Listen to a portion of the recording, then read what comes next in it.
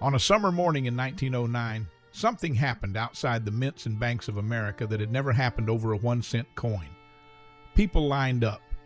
In New York City, the crowds grew so large and so unruly that police had to be called in to keep order.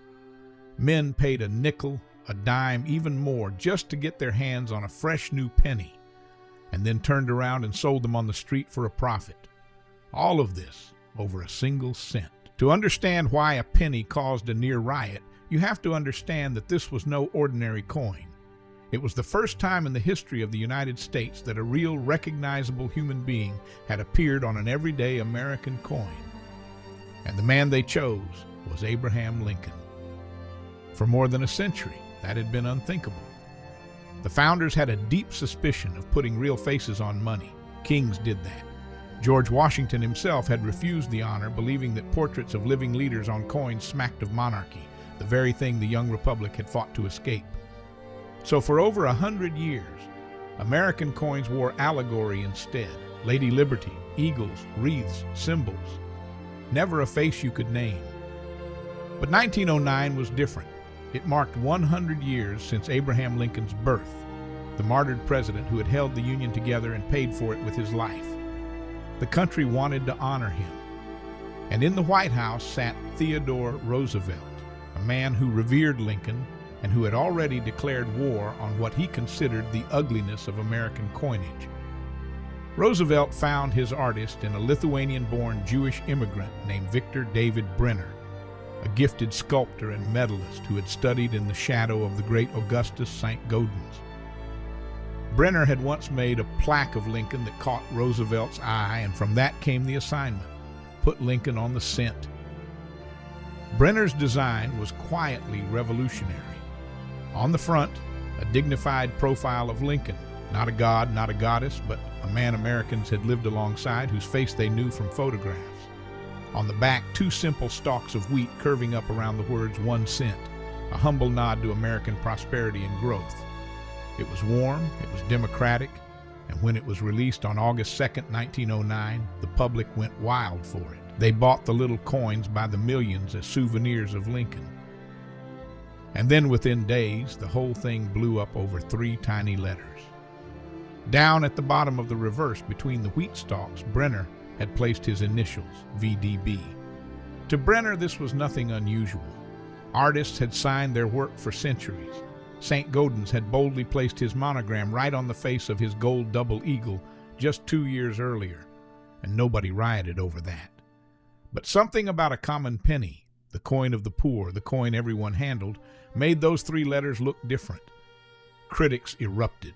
They called it crass advertising, a sculptor stamping his own name across the nation's money for self-promotion. The newspapers piled on. Some grumbled the letters were too big, others sniffed that hardly anyone even knew what VDB meant. The mint panicked. Just 4 days after the coin's triumphant release, production was halted. Officials decided the initials had to go, and rather than take the time to shrink them or move them, they simply scratched them off the dies entirely. Pennies would now be struck with no initials at all. And that hasty decision, made in embarrassment, accidentally created one of the most famous rare coins in American history. Here's how. Before the initials were removed, the San Francisco Mint had struck only a small batch of the VDB cents, just 484,000 of them. Compare that to Philadelphia, which had already pumped out nearly 28 million. That tiny San Francisco run, marked with a little S and carrying Brenner's initials, became the legendary 1909 SVDB, the holy grail of penny collecting. A coin worth hundreds of dollars, even worn smooth, and tens of thousands in pristine shape. Generations of collectors have torn through penny rolls, dreaming of finding that one little SVDB, all because of a rushed cover-up over an artist's pride. Brenner's initials, by the way, weren't gone forever. In 1918, 9 years later, and after Brenner and the old guard had faded from the fight, they were quietly restored.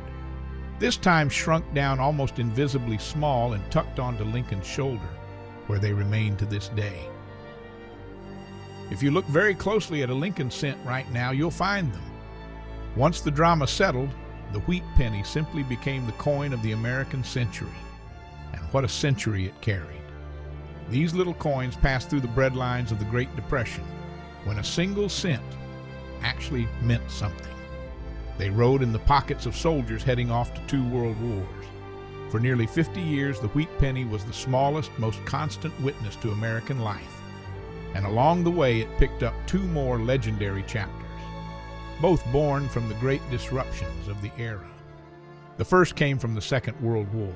By 1943, copper was desperately needed for the war effort, for shell casings and telephone wire and the machinery of a global fight. So for one single year, the mint pulled copper out of the penny entirely and struck the cent in zinc-coated steel. Suddenly, pennies came out silvery white and shiny. Americans were baffled by them. The steel cents were constantly mistaken for dimes, and they rusted over time. It was a strange, ghostly, one-year coin, born entirely of wartime necessity. But the real treasure came from a mistake.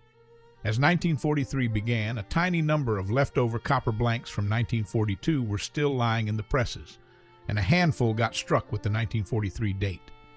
Only a couple dozen of these 1943 copper cents are known to exist, and they've become perhaps the most famous error coin in America. For decades, kids have been told to check their 1943 pennies with a magnet. If it's steel, the magnet grabs it. If it's copper and doesn't stick, you might be holding a coin worth over $1 million. The second legend came from a late night at the Philadelphia Mint in 1955. A misaligned die struck a batch of pennies with a dramatic, unmistakable doubling, the date and the lettering visibly smeared into 2 overlapping images, so bold you can see it with the naked eye. By the time anyone noticed, the flawed coins had already been mixed with good ones and shipped out, many of them handed out in packs of cigarettes. Rather than destroy a fortune in cigarettes to recall them, the mint let them go. And so the 1955 double-die penny escaped into circulation. A genuine mint mistake that collectors have chased ever since, worth well over $1,000, even in worn condition. The wheat penny's long run finally ended in 1958.